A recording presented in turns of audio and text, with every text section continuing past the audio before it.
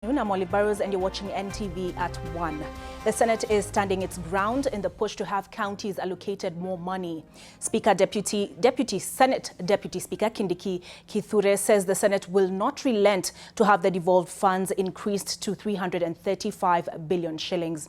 The move comes as the National Assembly and the Senate remained locked in a supremacy battle over the distribution of funds. The senators say counties deserve their fair share of the national cake and asked the National Treasury not to hide behind graft as the reason for not giving more to the counties. The senators were speaking at Mungedo in Kuresoi North during a fundraiser in aid of local churches. Tawala ile watu wanaonekana wamekaa namna hata juzi wanatuitanga lower house nini, we have no problem. Tunasema hiyo mtatuita ni sawa, lakini kitu sisi tunajua tukikanyagia nyinyi break kidogo inabidi nyinyi na magavana munaenda kukusanyana kando huko, munafanya maandamano na sisi hata hatushughuliki, tunaendelea na kazi yetu. Lazima county zipate pesa, kwa sababu county zikipata pesa barabara zitajengwa. Wamama wangu watakuwa na maji karibu, sio kutafuta maji huko kote. Wakienda hospitali mtakuta kuna dawa. Unaona maneno ya aina hiyo. Watoto wetu wale wadogo wakienda ECD watakuta kuna walimu, pesa ikiongezewa. Na tumesema kama Senate hatuwezi itikia hata siku moja pesa ya counties ikatwe ama irudi chini badala ya kuongezewa.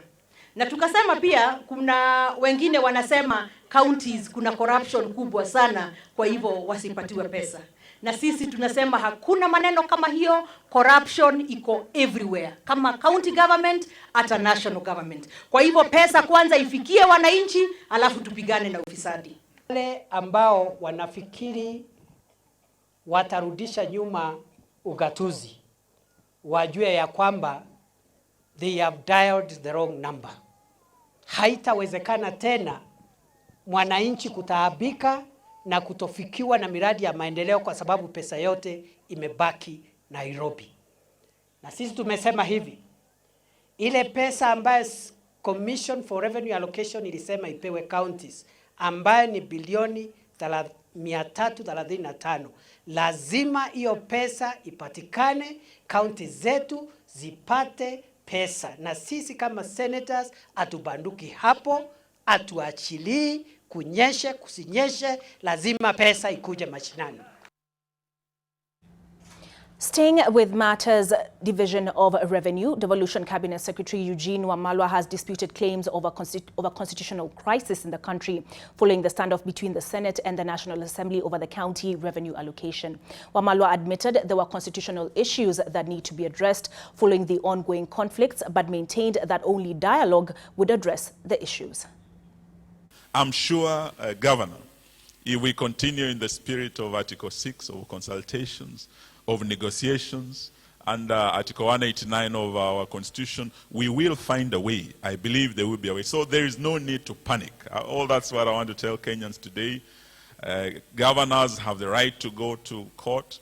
Senators and all Kenyans have the right to go to court.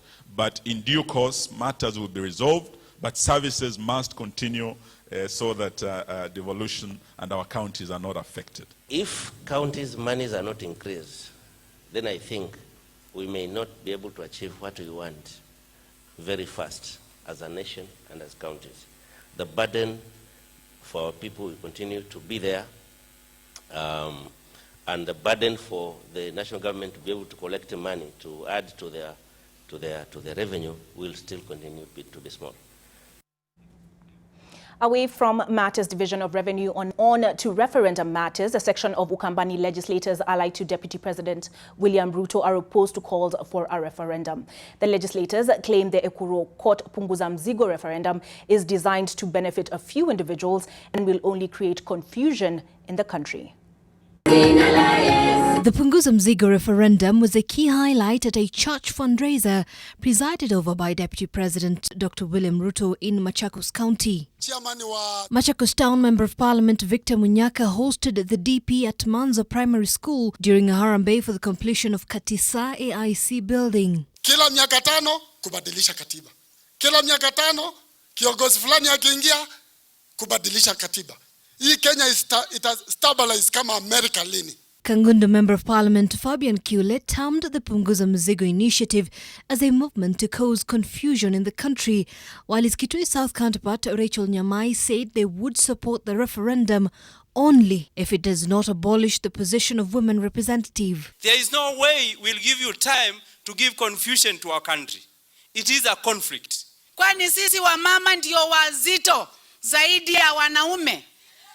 Kwa nini wanataka kutoa wanawake katika bunge? The Deputy President steered clear of the issue during the fundraiser.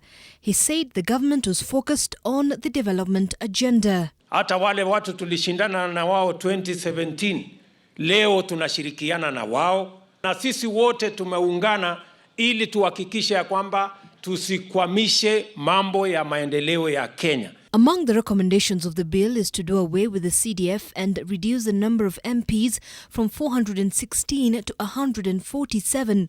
It also seeks to introduce ward development funds and make Senate the top law-making organ. Zainab Ismail, NTV. Another 2,000. Those leaders from Ukambani are not the only DP Ruto allies opposed to a referendum. A section of leaders from Rift Valley, led by West Pokot Governor John Lonyangapuo, blasted the Third Way Alliance party leader Ekuru Okot for pushing the Punguza Mzigo initiative. The leaders accused Okot of advocating for his personal interests. They vowed to mobilize Kenyans to reject the calls for a referendum. Nataka kuambia brother, ndugu yetu, jirani yetu, Okot, yeye ndiye alitengeneza hii katiba yenye tulipata 2010.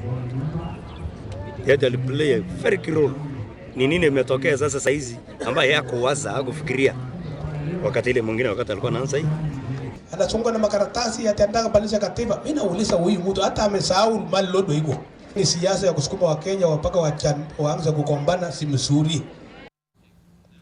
Away from referendum matters, Nation Media Group Board Chairman Wilfred Kiboro has lauded the role played by journalists in defending the public good by exposing corruption in government and highlighting other issues affecting Kenyans.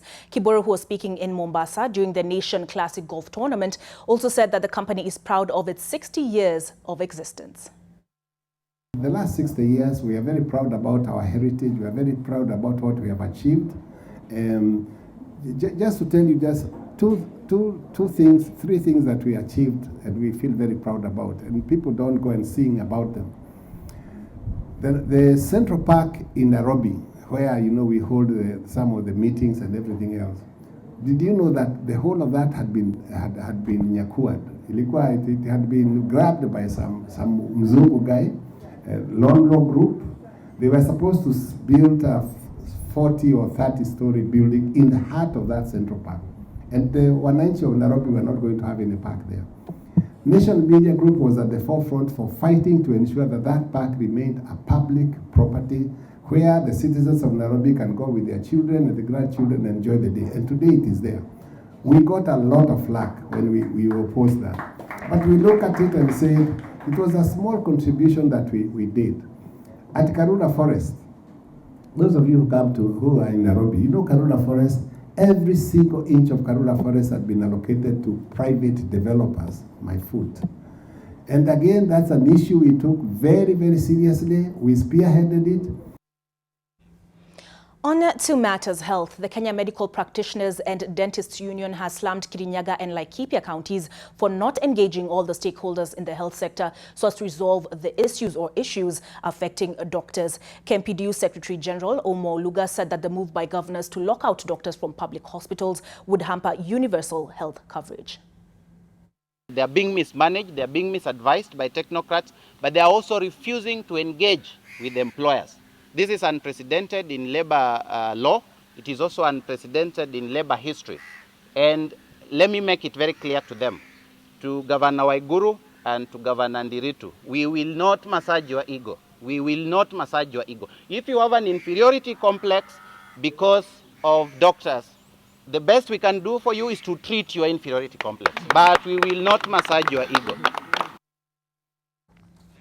We will not massage your ego. That is the message from the Doctors' Union to the Kirinyaga and Laikipia governors. Now, away from that, 2 missionaries from the United States of America exchanged vows in a ceremony conducted under the Pokot culture. The ceremony took place at Paka Hills in Tiati, which is historically an area infamous for banditry. Tony Estes and June Teresa have been working in Pokot for 10 years. Thousands of miles away from their home, Tony Estes and June Teresa choose to tie the knot in a different style. For 10 years, the 2 missionaries from the US have called this place home. Apart from promoting Christianity, the couple also offer medical services to the community. And so it was obvious that they share their special day with a community that opened doors for them. Dressed in full Pokot culture, they exchanged vows at Paka Hills. You know, this is the Pokot tribe, and out of 42 Kenyan tribes, it's my understanding that they're the most feared tribe of all. But I don't find these people that way at all. You know, they're just trying to survive. I minister to them and show them the love of God. And I'm the first and only person to come here to help these people. You know, when I first started coming here in 2009, there was no road up on this volcano. And we made a road. It used to take me 2 days to get up here. Hundreds of Pokot residents attended the colorful ceremony. Siku ile ya kwanza mama mpaka alifika area hii, hatukukuwa na barabara, hatujui hata maneno ya kanisa, akatufunza mpaka tukajua Mungu. Wangependa kuishi na Wapokot, na unajua kuishi katika maisha ya Kipokot lazima ujumuike nawa, ujiweke katika ile hali yao. Sasa Teresa na Tony wakaona ya kwamba lazima wafanye harusi yao kwa utamaduni ya Wapokot. There was no pastor to oversee the occasion. Their vows were solemnized as the Pokot do it, drinking mursik. There was a dowry ceremony where elders acting as the bride's family received a camel and some money from the groom. It's been a blessing for me to be able to do this and be accepted by this people. I did have to pay a dowry of a camel and some food and drink and some money. A camel was slaughtered to feed the wedding party, and there were traditional songs and dances to complete the traditional ceremony. The bride was also given a new Pokot name, Jeptero. Sharon Baranga, NTV. We wish them a long and happy marriage. But away from those festivities, a family in Kitengela is seeking justice after its kin allegedly died at a private clinic under unclear circumstances. The family suspects she died in a botched abortion. The 30-year-old Lucy Wairimo had been missing for 2 weeks, only to be found at the city mortuary yesterday. The Kitengela family claimed that it is at the Kitengela St. Matthew's Maternity and Lab Services Clinic that Lucy Wairimo Lantei took her final breath. Relatives stormed the clinic, engaging in a bitter exchange with the doctor, who is also the owner of the facility. Clinic records indicate she was admitted on 7th July 2019 at 3:45 p.m. Anasema msichana alikuja kujifungua, amejifungua na nimemkuta mmoja alikiwa na mimba yake vile vile. The family claims the pregnancy was in its first trimester. They accuse one of the doctors of helping her procure an abortion. Ako na nest of king wa kumsimamia na akakubali kumwadmiti hapa. Alafu amekufa, ameita askari, amepelekwa city mortuary. Mimi nimeenda nikaripoti jana saa 8, nikarudi saa 1 kupeleka picha, nikaambiwa mama amuka na ID enda city mortuary kesho. According to the clinic, the patient was admitted while in critical condition and died shortly thereafter. Alikuja kuaga sababu alikuja kapata in shock. She got in shock. Kulingana vile tulifanya lab test, HB yake ilikuwa kidogo, ilikuwa 80.9. The bereaved family and other residents accused the doctor of procuring abortions at the facility, which they described as substandard. The doctor was arrested. Befin Okoth, NTV. Pupils at Kiwandani Primary School in Kilifi County benefited from textbooks donated by Nation Media Group. The donations were handed over to the head teacher in a move the company says is focused on supporting the education sector. NMG's regional manager, Jane Madenge, said that the company has a role to play in the education sector in a bid to raise literacy levels. Madenge maintained that the company has a duty to empower the country through readership.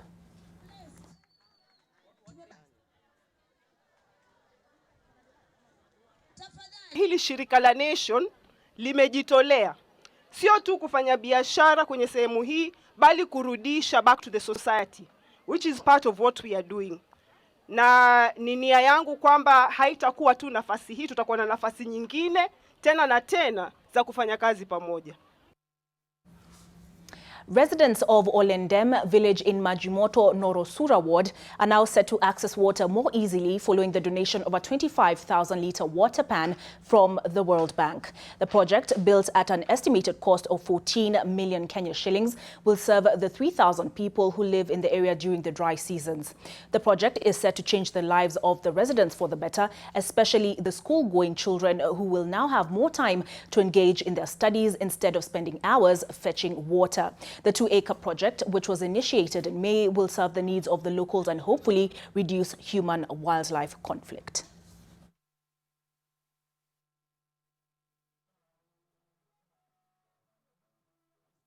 Ukienda hizi zenda zetu hapa mashule zile ambazo ziko karibu, tuko na primary hapa ambayo iko na idadi ya wanafunzi karibu 600, na kwa mara kwa hizo miaka ambayo imerudi tumekuwa tukifunga kwa sababu ya shida ya maji. Watu wamekuwa wakiendea kutoka eneo hii, wamekuwa wakiendea maji kwa migongo kwa umbali wa kilomita 25. Nasema asante kwa maji ndio yameleta hapa. Nasema asante kwa sababu sisi inakuwa kwa mbali maji ya hata kuchota.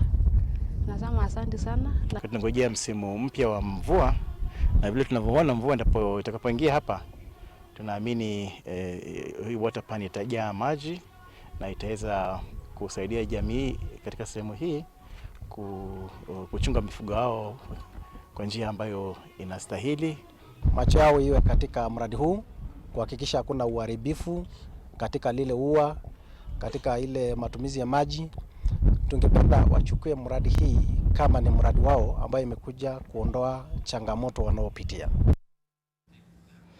I'm keen to find out what you think of this next one. My handle is at Olive Burrows, or you can tweet at NTV Kenya. Now, a 77-year-old businessman who prepared his own grave and that of his wife 19 years ago was laid to rest yesterday at his Milimani home in Isiolo. Though his wish was granted, some of his family members had varying opinions on his final resting place. How soon can one start planning for their death? For Samson Mongeria, it took 19 years. He began to prepare his own grave and that of his wife's after retiring from his workstation at the Isiolo Law Courts. The grave was constructed in a way that whoever was to die first would be buried under a concrete slab, and the remaining spouse would be buried in the same site. The late also wrote his own eulogy and that of his wife's in the year 2003. A tribute was to be read by the remaining spouse during the funeral service. Though meticulously planned, some of his immediate family members and village elders did not welcome the idea.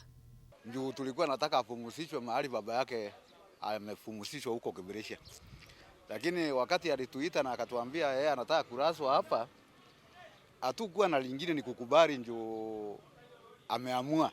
But he had already made up his mind. Ikafika anniversary yetu ya 44th anniversary. Akaita watoto wote wake, tuliwalika wote, ilikuwa the whole family. Sasa after kusherekea, akawapeleka wote hapo. Akawaambia,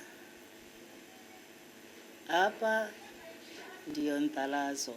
The late Samson was finally laid to rest yesterday. Anita Nkonge, NTV. On to some international news. Relatives of 11 people who died in Burkina Faso after being held in custody overnight in cells at an anti-drug unit in the Ouagadougou capital met with government officials to establish what happened. Last week, prosecutors said they had launched an investigation and coroners had been called in to carry out autopsies on the victims. Poverty-stricken Burkina Faso is one of the main transit points for drugs arriving from the ports of West Africa, from where it moves north towards the Malian and Libyan desert. In June, the authorities burned 35,300 tons of narcotics, and that was a quarter of the previous year's drug seizures, according to the Burkina National Committee for the Fight Against Drugs.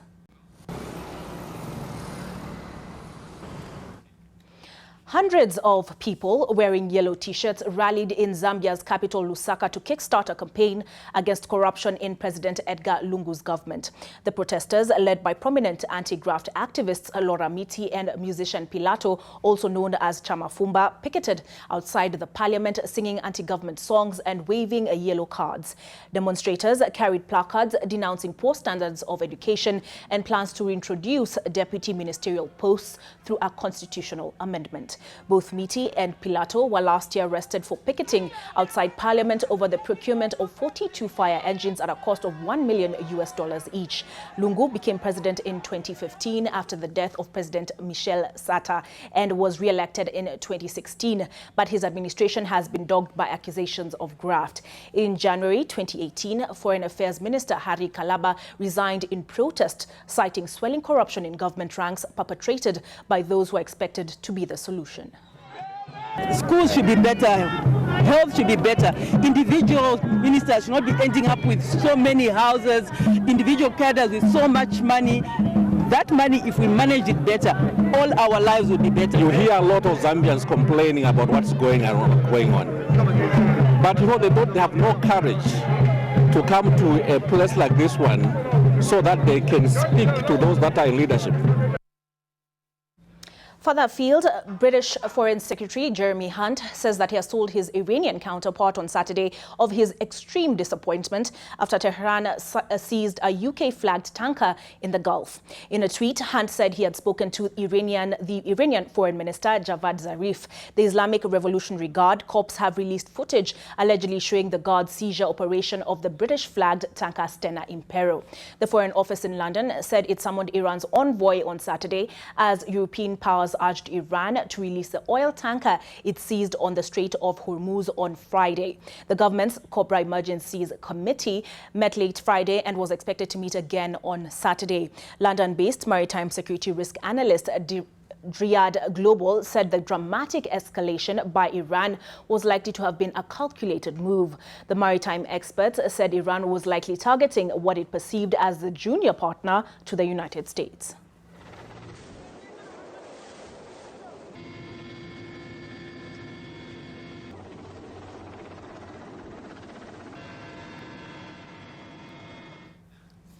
US, Italian and Russian astronauts blast off into space Saturday in a launch coinciding with the 50th anniversary of the Apollo 2 moon landing. Alexander of the Russian Space Agency, NASA's Andrew Morgan, and Luca Parimitano of the European Space Agency are headed to the International Space Station after launching in Kazakhstan. The International Space Station has been orbiting Earth at about 28,000 kilometers per hour since 1998.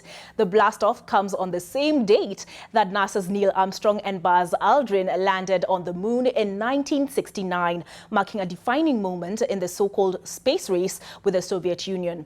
Of the trio launching from Kazakhstan, only a 53-year-old was alive at the time of the moon landing.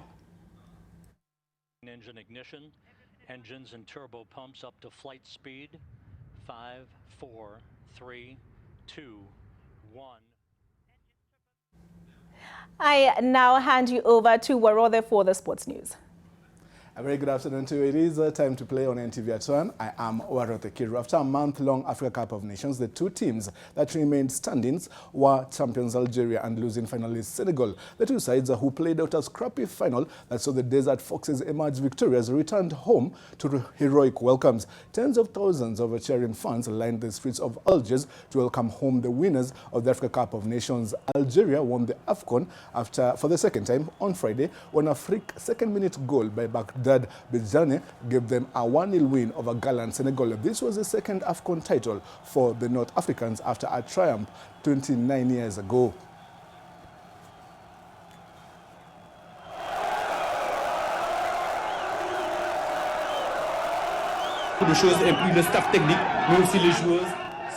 Meanwhile, Senegal's national football team returned home to presidential welcome despite losing to Algeria at the Africa Cup of Nations final. Wake up to nothing but the best in news, conversation starters, and hard-hitting interviews that keep you informed for the day ahead. Up and early, 6 on the nose, these people don't. At the presidential palace, the team was presented to the fans by President Macky Sall.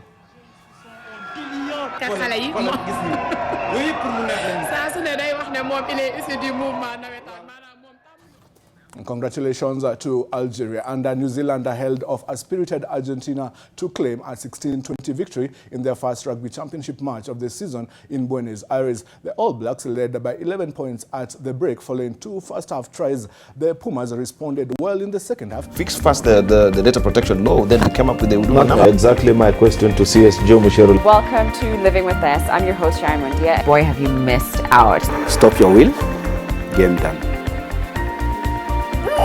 Thank you for joining us on NTV today. We have our reporters in different locations. NTV is right here to bring you everything from the beginning to the end. Hii ni NTV Sasa. Kuna mambo mengi sana ambayo yanafanyika. Sasa ni kumtuliza. Hii inaitwa sensory integration. Shughuli pevu ya kudunda viwanjani narejea kwake na kurudisha hapa studioni. Kuna mengi ambayo yanaendelea kujiri katika maeneo tofauti. Defending champion Keith Thuman on a split points decision to take the WBA welterweight super championship at the end of an electrifying fight in Las Vegas. Two judges scored it at 115-112 to Pacquiao, and another gave it 114-113 to Thuman, who suffered his first defeat in 30 fights. Pacquiao, whose speed and stamina belied his age in a highly entertaining fight, is the only man in boxing history to hold world titles in 8 different divisions, and his win takes his record to 62 points, 7 losses and 2 draws with 39 knockouts, while Thuman falls to 29 wins, 1 loss. More than 1,000 people watched the fight inside a covered gymnasium on the outskirts of Manila and cheered the Filipino fighter during the 12 rounds.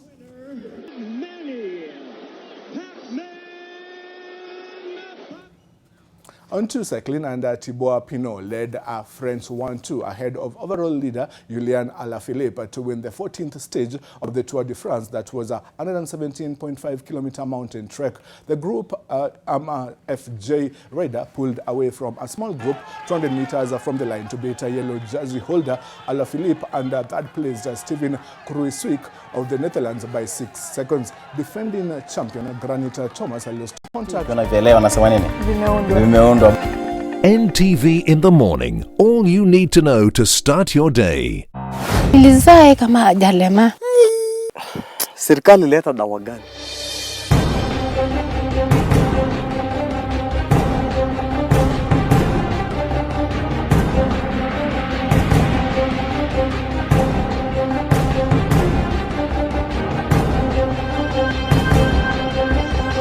It's almost a year, nothing has been done.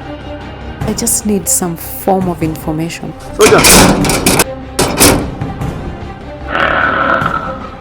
Dr. Mugo Wairimu first hit the headlines when a video clip showing him raping an unconscious female patient in his clinic. With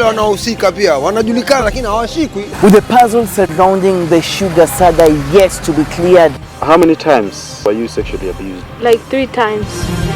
How was a convicted child molester allowed to set up a children's home in the country? NTV News. Bold, balanced, authoritative. Where are we headed as a country? Every time we make a step forward, we do two backwards. Any fool with huge amounts of money can be president of this country. It is no longer about service. Why can't we move these people out and find somebody who can make the right decision for the country? You're the experts, you can tell me. We have to change the way we arrive at our leaders. We have to. Organized crime, terrorism, and corruption, they're really siblings. We don't need 10 cases. We just need 2 cases done properly, and it will serve a lesson. Justice can only be found if I prosecute what I have claimed, bring the evidence, and say this man is guilty. AM Live, every weekday morning on NTV. Na imekuwa ni ada, desturi na mazoea kwa Wakenya wengi kula, kulala, kuvaa na kupiga gumzo la siasa. Masuala ya biashara, uvumbuzi, teknolojia na ubunifu. Muhimu ni hela. Wajua pesa zilivunja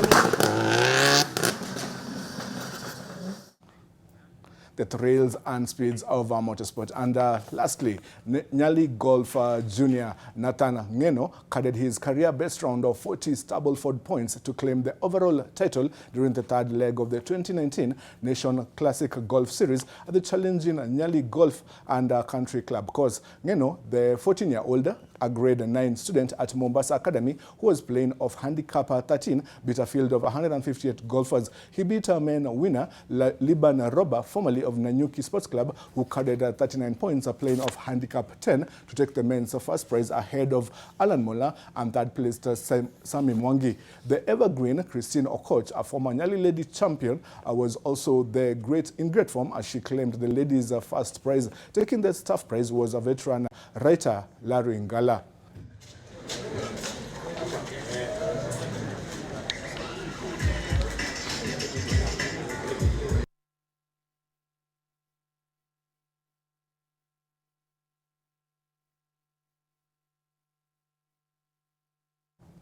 That's your latest sporting updates. More updates in the course of the day. But the Wanyama Cup is currently ongoing at St. Mary's grounds. If you are in Nairobi, make time and go watch some football action. Good afternoon.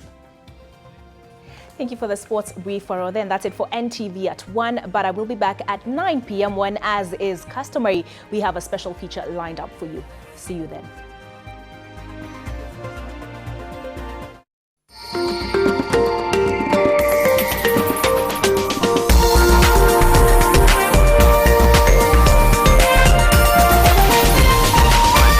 This is NTV.